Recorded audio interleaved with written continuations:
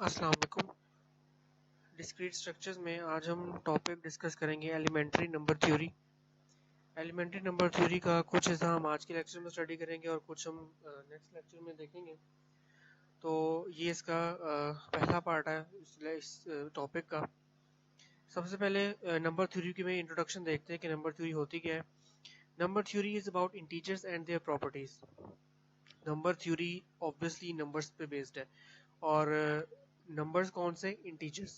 तो number theory में हम इंटीजर्स को और उनकी प्रॉपर्टीज को डील करते हैं। We will start with the basic principles of. यहाँ पर या इस लेक्चर में या इस थ्योरी के मुताबिक या इस थ्योरी में हम इसके कुछ बेसिक प्रिंसिपल से स्टार्ट करेंगे। जैसे हम डिविजिबिलिटी को देखेंगे, हम ग्रेटेस्ट कॉमन डिवाइजर्स को देखेंगे, हम लीस्ट कॉमन मल्टीपल्स को देखेंगे और मॉड्यूलर अरिथमेटिक को देखेंगे। ये कुछ बेसिक प्रिंसिपल्स हैं नंबर थ्योरी के। And look at some relevant algorithms, और इसी तरह हम इनसे जो रेलिवेंट कुछ एल्गोरिथम्स हैं जो हम उन्हें भी साथ साथ स्टडी करेंगे। तो सबसे पहले डिवीजन पर आते हैं। डिवीजन को अगर समझाने पर मैं आऊँ तो कॉमन डिवीजन है ये, यानी हम मैथमेटिक्स में जो नॉर्मली डिवीजन करते हैं ये बिल्कुल वैसी ही डिवीजन है, सिर्फ यहाँ पर इसकी रिप्रेजेंटेशन थोड़ी सी अलग है। Let a b and c be integers such that a is equal to b into c। तीन हमारे पास इंटीजर्स हैं a b और c। इस तरह से हम कहते हैं कि जो a है वो b और c के प्रोडक्ट का आउटपुट है। Then b and c are said to divide of a or factors of a, while a is said to be a multiple of b as well as of c। इसी चीज को हम दूसरे अल्फाज में अगर कहें तो b और c को हम कह सकते हैं कि वो a पर डिवाइड हो रहे हैं या a के फैक्टर्स हैं, या a को हम कहते हैं कि वो मल्टीपल है किसका, b का और c का। डिवीजन में हम यही जो है मल्टीपल, फैक्टर्स और डिवाइड इसी तरह की टर्म्स यूज करते हैं। यहाँ पर हम एक पाइप सिंबल यूज करेंगे जो कि डिवीजन को डिनोट करेगा। तो इस पूरी सिचुएशन को हम समराइज कर सकते हैं that b is divided by a and c is divided by a। Definition इसकी देखते हैं डिवीजन की। If a and b are integers with a is not equal to 0, अगर a और b दो इंटीजर्स हो हमारे पास और a जो है वो 0 के बराबर ना हो, we say that a divides b। तो हम कहते हैं कि a जो है वो b को डिवाइड कर रहा है if there is an integer c so that b is equal to a c। तो आउटपुट हमें कुछ इस तरह से मिलती है कि a अगर b को डिवाइड कर रहा है तो हमारे पास आउटपुट एक इंटीजर c आ रही है जिसको हम b is equal to a c की तरह डिनोट करते हैं। When a divides b, we say that a is a factor of b and b is a multiple of a। जब a b को डिवाइड करता है तो हम कहते हैं कि a जो है वो b का फैक्टर है और b जो है वो a का मल्टीपल है। तो notation a pipeline symbol b या a divided by b means that a divides b। Divisors example, which of the following is true. यहाँ पर आपको कुछ डिविजन जो है वो दी गई हैं, आपने फाइंड आउट ये करना है कि इनमें से कौन से डिवाइजर्स सही है। जैसे 77 को अगर मैं 7 पे डिवाइड करूँ तो क्या ये डिवीजन सही है, पॉसिबल है। तो इस तरह आपने इन सबको चेक करना है। जैसे फॉर एग्जांपल फर्स्ट वन जो है वो फॉल्स है, यानी 77 और 7 को डिवाइड नहीं कर सकते आप। Bigger number can't divide small positive number. इसी तरह दूसरा वाला 7 डिवाइड बाय 77 ये ट्रू है क्योंकि हम 77 को 7 इंटू 11 के फॉर्म में लिख सकते हैं। तो इसका मतलब अगर ये इस तरह लिखा मल्टीप्लिकेशन के फॉर्म में लिखा जा सकता है तो ये डिवाइड भी हो सकता है। आप इसको सिंपली मैथमेटिकली डिवाइड करके देख लें कि यहाँ पर हमारे पास जो है वो 11 जो है उसका क्या उसको कहते हैं, कोशंट आएगा। डिवीजन में जो ऊपर नंबर बचता है उसे कोशंट कहते हैं। तो ये जो 11 है बेसिकली ये जो प्रोडक्ट में डॉट के बाद लिखा गया ये कोशंट है।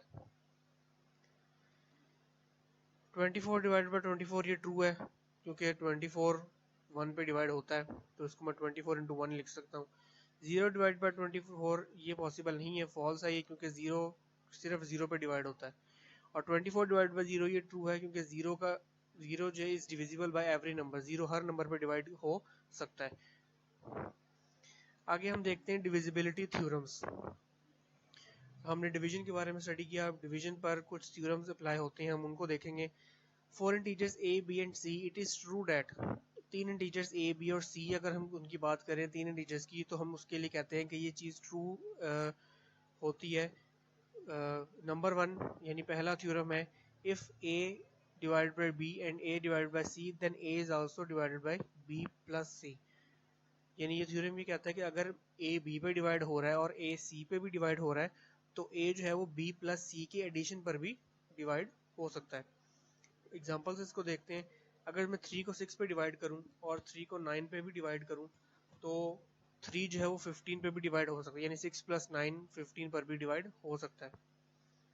तो इसको नोटेशंस की फॉर्म में इस तरह से लिखा कि a divided by b and a divided bye c implies that a is also divided by b plus c।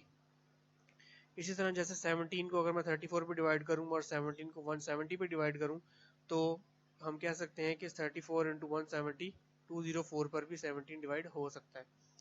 ये पहला थ्योरम है। दूसरा थ्योरम है, अगर मैं a और b को डिवाइड करूं तो a जो है वो b c पर भी डिवाइड, यानी b और c के प्रोडक्ट पर भी डिवाइड होता हो for all integers c।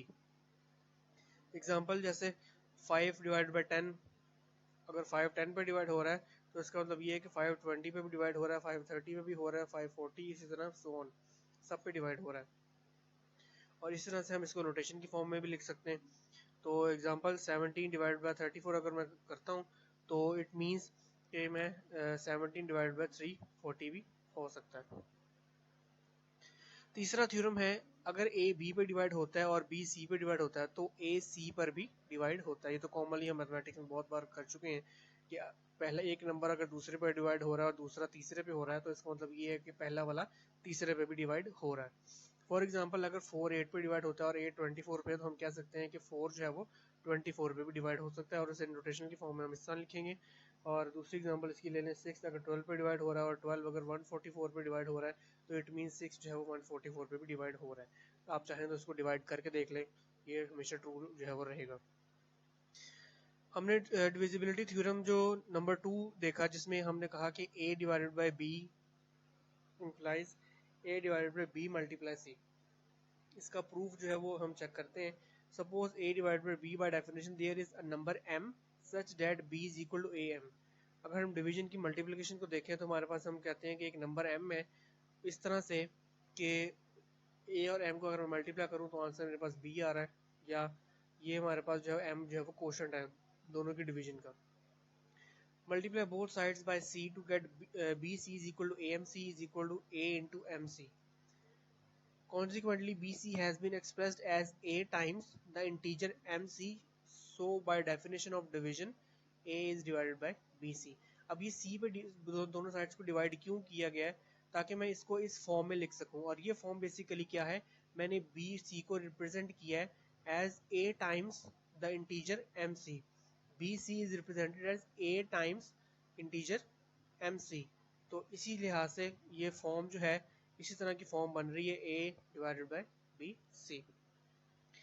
Division algorithm, let a be an, वो थ्योरम से ये एल्गोरिथम है। Let a be an integer and d a positive integer, then there are unique integers q and r with r greater than equal to 0 and r less than d such that a is equal to dq plus r। हमारे पास एक integer a है और एक positive integer d है। इन दोनों की division में हम कहते हैं कि हमारे पास दो यूनिक इंटीजर्स हैं q और r, जिसमें r जो है वो ग्रेटर देन इक्वल टू 0 है और r जो है वो लेस देन d है। तो हम इसको इस फॉर्म में लिख सकते हैं a is equal to d q plus r। अब ये सारी चीज़ें हैं क्या, बेसिकली d यहाँ पर डिवाइजर है और a हमारे पास डिविडेंड है, q हमारे पास कोशेंट है और r हमारे पास रिमाइंडर है। ये सारी चारों टर्म्स वही हैं जो हम सिंपल मैथमेटिक्स में या मैथमेटिकल डिवीजन में यूज़ करते हैं कि एक नंबर है डिविडेंड है वो डिवाइजर पे डिवाइड हो रहा है, तो एक क्वोशंट जो है वो हमारे पास आउटपुट आती है और एक रिमाइंडर हमारे पास बचता है और उसको हम इस फॉर्म में लिख सकते हैं इक्वेशन की फॉर्म में। यानी इस डिवीजन को इस इक्वेशन की फॉर्म में लिख सकते हैं। छोटी क्लासेस में हम पढ़ते थे कि डिविडेंड जो है वो बराबर होता है डिवाइजर मल्टीप्लाई बाय क्वोशंट के प्लस उसमें रिमाइंडर। एग्जाम्पल इसकी हम देखते हैं। व्हेन वी डिवाइड 17 बाय 5, अगर हम 17 को 5 पे डिवाइड करें तो हमारे पास कुछ इस तरह की आउटपुट आती है कि 5 जो है वो हमारे पास अगर 17 5 पे डिवाइड हो रहा है तो ये 3 हमारे पास जो है वो क्वोशंट है और 2 हमारे पास रिमाइंडर बचता है। तो यही एल्गोरिथम, यानी डिवीजन का एल्गोरिथम ये है कि एक हमारे पास डिविडेंड होता है, एक डिवाइजर होता है, एक कोशेंट और एक रिमाइंडर, और इक्वेशनली हम उसको इस फॉर्म में लिख सकते हैं। प्राइम नंबर्स क्या होते हैं, हम सबको पता है प्राइम नंबर्स क्या होते हैं। Number n is greater than equal to 2 is prime if it is only divisible by 1 and itself. कोई भी ऐसा नंबर जो 2 से बड़ा हो या 2 के बराबर हो, उसको हम प्राइम नंबर तब कहेंगे जब वो 1 पे या खुद अपने नंबर पर ही डिविजिबल हो। जैसे फॉर एग्जांपल 2, 3 और 5 ये सो ऑन, ये सब प्राइम नंबर्स होते हैं। ऐसे प्राइम नंबर या सॉरी ऐसे नंबर्स जो n से बड़े हैं, जो सॉरी 2 से बड़े हैं और इक्वल भी हैं, वो प्राइम नहीं होंगे। तो अगर वो प्राइम नहीं है तो उन्हें हम क्या बोलेंगे, हम उन्हें कंपोजिट नंबर्स बोलेंगे, यानी वो नंबर जो 1 पे और खुद पे डिवाइड नहीं होते वो कंपोजिट नंबर, जैसे 4, 6, 8, 9 एंड सो ऑन। अब आपका टास्क ये है कि आपने इन तमाम नंबर्स में से आइडेंटिफाई करना है कि कौन से प्राइम नंबर्स हैं। जैसे 0 और 1 जो है वो प्राइम नंबर्स नहीं है, since not positive and greater और इक्वल टू 0, ना तो पॉजिटिव है और ना ग्रेटर देन इक्वल टू 2 है, यानी 2 से छोटे हैं। 2 प्राइम नंबर है क्योंकि इसके 1 और 2 जो है इसका ओनली फैक्टर है, यानी ये 1 पे भी डिवाइड होता है 2 पे भी, जो डेफिनेशन के मुताबिक हमने बात की थी कि नंबर इटसेल्फ यानी खुद पे भी डिवाइड हो और 1 पे भी डिवाइड हो, वो प्राइम नंबर है। इसी तरह 3 भी प्राइम नंबर है, इसके भी फैक्टर्स 1 और 3 हैं। 4, 6, 8 और 10 प्राइम नंबर्स नहीं है क्योंकि ये नॉन ट्रिवियली डिविजिबल बाय 2 होते हैं, यानी इनको अगर मैं 2 पे डिवाइड करूँ तो ये ट्रिवियल फॉर्म में नहीं होते, मतलब कंटिन्यूस फॉर्म में नहीं होते, पॉइंट्स के बाद ये पॉइंट के बाद जो है ये नंबर रुक जाता है, यानी इसको अगर मैं 4 को 2 पे डिवाइड करूँ तो ये पूरा पूरा डिवाइड हो जाता है।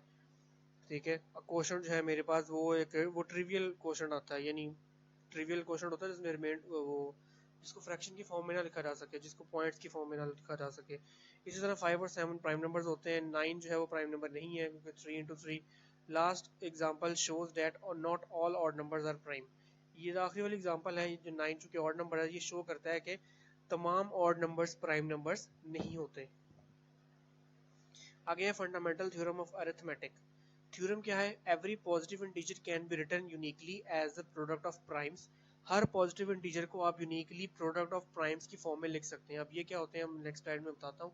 Where the prime factors are written in order of increasing order, जहाँ पे हम प्राइम फैक्टर्स को इंक्रीजिंग ऑर्डर की फॉर्म में लिखते हैं, यानी इंक्रीजिंग साइज की फॉर्म में लिखते हैं, असेंडिंग ऑर्डर में। Any number n greater than equal to 2 is expressible as a unique product of one or more prime numbers. ये एग्जांपल है प्रोडक्ट ऑफ प्राइम्स की, जैसे 15 को हम प्रोडक्ट ऑफ प्राइम्स की फॉर्म में लिख सकते हैं। उसके अब फैक्टर्स हम निकाल लें 3 इंटू 5। अब 3 और 5 इसके दो फैक्टर हैं, यानी 3 और 5 को अगर मैं मल्टीप्लाई करूँ तो 15 मेरे पास आ जाता है। ये प्रोडक्ट ऑफ प्राइम इस तरह डिनोट किए जाते हैं। इंक्रीजिंग ऑर्डर क्या हुआ कि मैंने पहले जो है वो छोटा नंबर यानी 3 लिखा और उसके बाद मैंने बड़ा नंबर 5 लिखा। इसी तरह 48 के प्राइम जो हम करें उसको लीस्ट कॉमन मल्टीपल से शुरू करें तो 2 को 4 दफ़ा मल्टीप्लाई करो और उसको एक दफ़ा 3 से मल्टीप्लाई कर दो तो हमारे पास 48 बन जाता है। इसी तरह आगे 100, 5, 12, 5, 15 एंड 28। अब आपका टास्क यहाँ पर ये है कि आपने इन चारों नंबर्स के को प्रोडक्ट ऑफ प्राइम्स की फॉर्म में लिखना है। आगे हम देखते हैं ग्रेटेस्ट कॉमन डिवाइजर क्या होता है। डेफिनेशन इसकी, let A and B be integers not both zero. A और बी दो इंटीजर्स हैं और दोनों ही जीरो नहीं है। The greatest common divisor of a and b, या इसको हम GCD stand for greatest common divisor, और ब्रैकेट में ए कॉमा बी इस तरह में लिख सकते हैं। तो ए और बी के ग्रेटेस्ट कॉमन डिवाइजर क्या होगा, is the biggest number d which divides both a and b, यानी आप उसके तमाम कॉमन मल्टीपल्स निकाल लेंगे और उनमें से वो वाला नंबर जो सबसे बड़ा है और वो दोनों ए और बी पर डिवाइड हो रहा है, सबसे बड़ा वाला नंबर, वो जो है वो ग्रेटेस्ट कॉमन डिवाइजर होगा।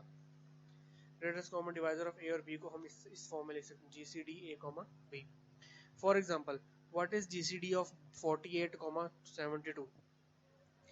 48 और 72 के अगर हम कॉमन मल्टीपल्स निकालें तो पॉजिटिव कॉमन डिवाइजर इसके हमारे पास 48 और 72 के आते हैं, ये 1, 2, 3, 4, 6, 8, 12, 16 और 24, यानी ये वो नंबर्स हैं जो जिन पर 48 और 72 दोनों ही डिवाइड हो जाते हैं। हमने कॉमन मल्टीपल्स लेने हैं, जो कॉमन मतलब जो दोनों जिस पर डिवाइड हो रहे हों, और इसमें इन तमाम मल्टीपल में सबसे बड़ा मल्टीपल कौन सा है, 24। तो जी सी डी 48 और 72 का क्या हुआ, 24। Similar is the case with 19 and 72, लेकिन फ़र्क ये कि 19 और 72 में कॉमन डिवाइजर जो है वो सिर्फ 1 है, यानी एक ही नंबर है जो कॉमन है, जो दोनों पर डिवाइड हो रहा है। तो इसका जो है कॉमन मल्टीपल 1 होगा। अब आपका टास्क यहाँ पर ये है कि आपने इन चारों नंबर्स के GCDs फाइंड करने हैं और प्रैक्टिस करनी है इसकी।